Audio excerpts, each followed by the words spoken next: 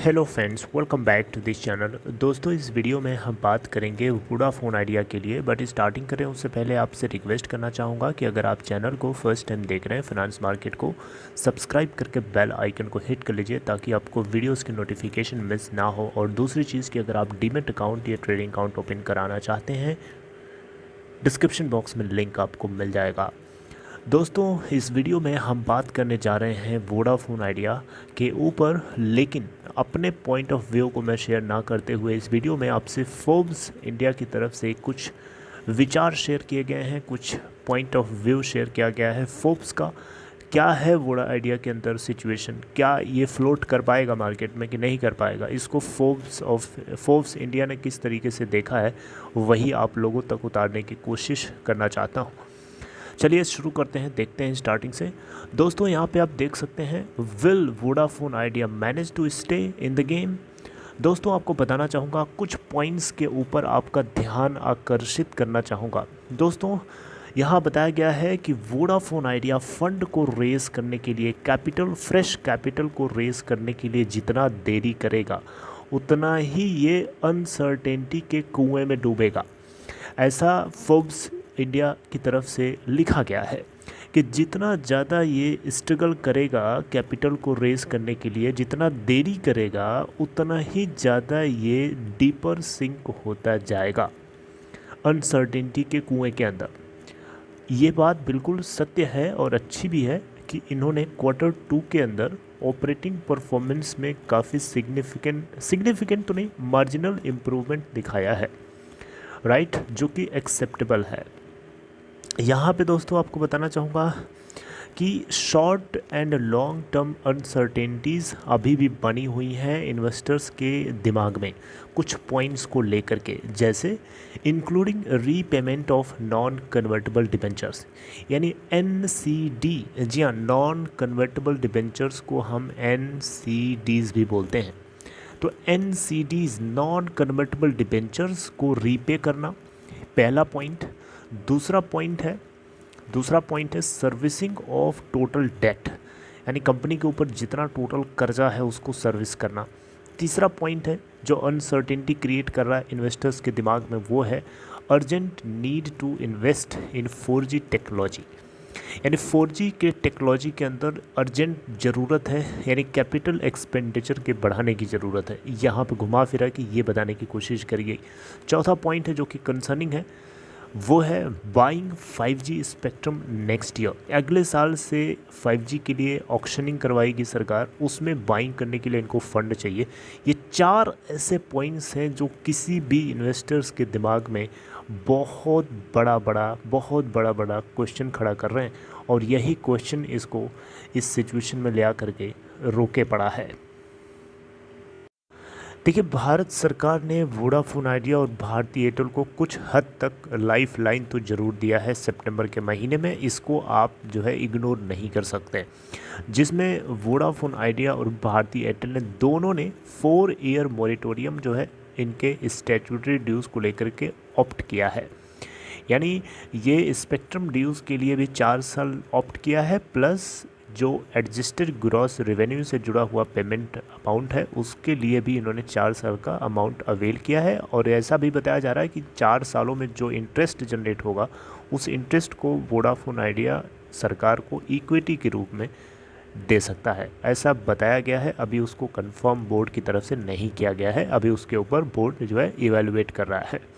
दोस्तों, ये थोड़ी सी वीडियो लंबी हो सकती है तो प्लीज़ आप माफ़ करिएगा, मैं आपको समझाने की डीप में कोशिश कर रहा हूँ, कोई पॉइंट मिस ना हो। So please stay tune till the end. तो दोस्तों, यहाँ पे एडिशनल फंड की ज़रूरत होगी कंपनी को हर हाल में, ताकि इस तरीके के ड्यूज़ को पे करने के लिए इनके पास कोई दिक्कत ना हो। दोस्तों, यहाँ पे एक अपडेट पता चली है, कम्युनिकेशन मिनिस्टर अश्विनी वैष्णव की तरफ से यहाँ पे कोट किया गया है कि ये जो है फाइनेंशियल ईयर 2023 के स्टार्टिंग में जो है 5G की ऑक्शनिंग हो सकती है, 5G स्पेक्ट्रम की अप्रैल से मई के महीने में। जी हाँ, फाइनेंशियल ईयर 2023 के अप्रैल से मई के महीने में 5G स्पेक्ट्रम की ऑक्शनिंग हो सकती है, ऐसा यहाँ पे मिनिस्टर की तरफ से कम्युनिकेट किया गया है। ये कोई मैं अपने मन से नहीं बता रहा हूँ। और किससे कम्युनिकेट किया गया है? Telecom regulatory authority of India से, राइट, जो कि अभी इन्होंने जल्दी ही 2022 की फाइनल रिपोर्ट सबमिट करी थी।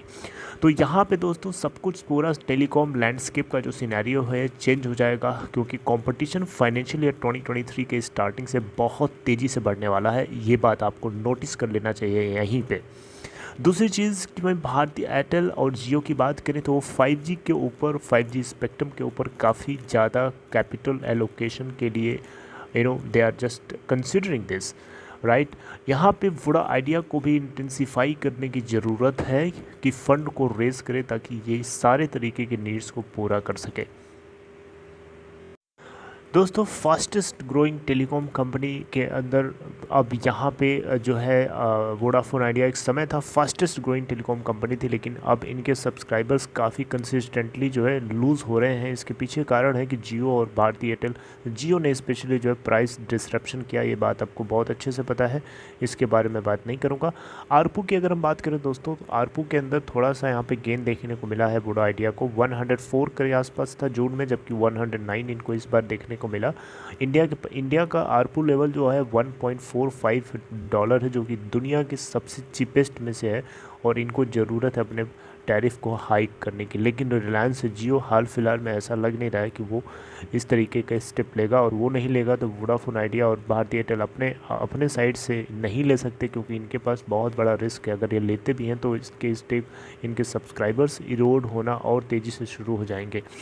यहाँ पे ऐसा बताया गया है दोस्तों। यहाँ पे आरपू के अंदर बताया जा रहा है, फिर भी आरपू के अंदर जो है वोडाफोन आइडिया के अंदर ग्रोथ आपको कंसिस्टेंटली आने वाले क्वार्टर्स में देखने को मिलेगी, क्योंकि इसके पीछे कारण ये है कि कंपनी का जो 4G यूज़र बेस है वो थोड़ा थोड़ा बढ़ रहा है, क्योंकि इनका 2G सब्सक्राइबर जो है ना, 2G प्लान्स, जो 2G सब्सक्राइबर्स हैं वो 4G में धीरे धीरे कन्वर्ट हो रहे हैं। तो नंबर ऑफ़ 4G सब्सक्राइबर्स जो है वोडा आइडिया का बढ़ रहा है, बढ़ करके सिक्वेंशली इस क्वार्टर में 116.2 मिलियन हो गया, 3.2 मिलियन से बढ़ा है 4G subscriber base of Voda idea.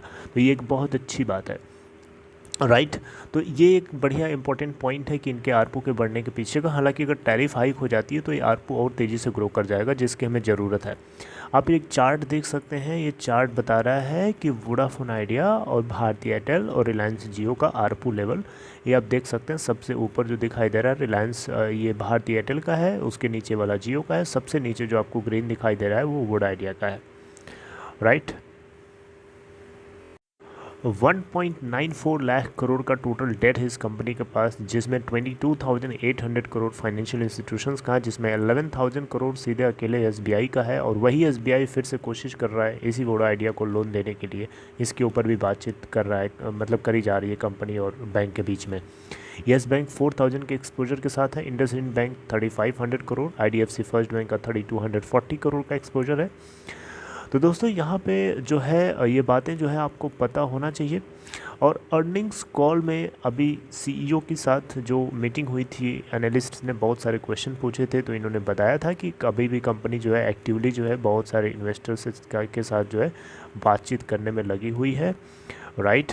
तो यहाँ पे जल्दी ही ये कुछ ऐसा मैजिक करता हुआ बताएंगे अपने स्टेक होल्डर्स को। ऐसा यहाँ पे बताया गया है कि ये बहुत ही क्लोज डिस्कशन चल रहा है और जल्दी ही ये कुछ रिलीफ पैकेज ओपन करेंगे। एक चीज़ यहाँ पे और बताई गई है इस पूरे रिपोर्ट के अंदर कि वोडाफोन आइडिया का जो सब्सक्राइबर इरोजन था वो जो जिस रेट से हो रहा था उस रेट से कम हुआ है, यानी गिरने का जो रेट है, जो दर है वो कम हुई है। और इस तरीके से अगर चलता रहा तो कंपनी जो है आने वाले टाइम में सब्सक्राइबर्स गेन भी दिखा सकती है। डिपेंड करता है कंपनी का नेटवर्क के ऊपर कितना एक्सपेंशन है। इसीलिए सारे पॉइंट्स को समराइज़ करके ऊपर टॉप पे लिखा था, इनको बहुत जल्दी ज़रूरत है फंड को रेज़ करने की। ऑलमोस्ट यहाँ पे $2.5 बिलियन बताया गया है, जबकि IIFL सिक्योरिटीज़ की तरफ से $2.4 बिलियन के अमाउंट को रेज़ करने के लिए अर्जेंटली ज़रूरत बताई गई थी, जिसको मैंने कवर किया था लास्ट वीडियो के अंदर। इस बार $2.5 बिलियन का अमाउंट इनको चाहिए। और यहाँ पे कैपिटल एक्सपेंडिचर इनका बहुत कम है नेटवर्क को लेकर के, जहाँ पे बहुत ज़्यादा एलोकेट करने की ज़रूरत है। राइट, तो दोस्तों फोर्ब्स इंडिया की तरफ से ये रिपोर्ट जो है इसमें सब कुछ इनक्लोज करते हुए बताया गया था, जो मैंने कवर करने की कोशिश करी। I hope you like it. और इसको लेकर के यहाँ पे कुछ एनालिस्ट्स हैं नीचे सेलिंग के टारगेट दे रहे हैं, कुछ लोग इसको होल्ड करने न्यूट्रल टारगेट दे रहे हैं, लेकिन बाइंग का भी इसमें कोई टारगेट नहीं दिया है। हालांकि 2 लोगों ने सेल करने का टारगेट ज़रूर दे दिया है। राइट, तो उसके ऊपर मैं बात नहीं करूँगा, मैंने ऐसे मोटा मोटा बता दिया। तो दोस्तों ये अगर आपको अपडेट अच्छी लगी हो, इस वीडियो को लाइक और शेयर जरूर करिएगा, क्योंकि बहुत लोगों के बात पता होनी चाहिए। मैंने XYZ हर चीज़ कवर करने की कोशिश करी है, जो फोर्ब्स इंडिया की तरफ से इसमें ऑब्जर्वेशन की गई है। Alright, okay friends, take care.